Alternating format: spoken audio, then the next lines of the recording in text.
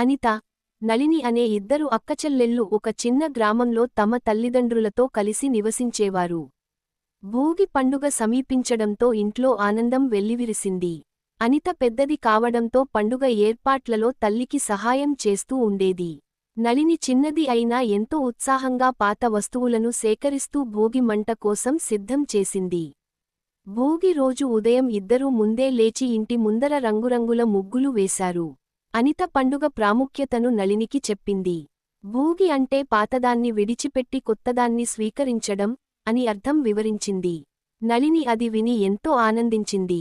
ఇద్దరూ కలిసి భోగి మంట వేసి, పాత చెడువాటిని మంటలో వేస్తూ మంచి అలవాట్లు అలవరుచుకోవాలని సంకల్పం చేసుకున్నారు. చుట్టుపక్కల పిల్లలతో కలిసి పాటలు పాడుతూ, నృత్యాలు చేస్తూ పండుగను ఘనంగా జరిపారు.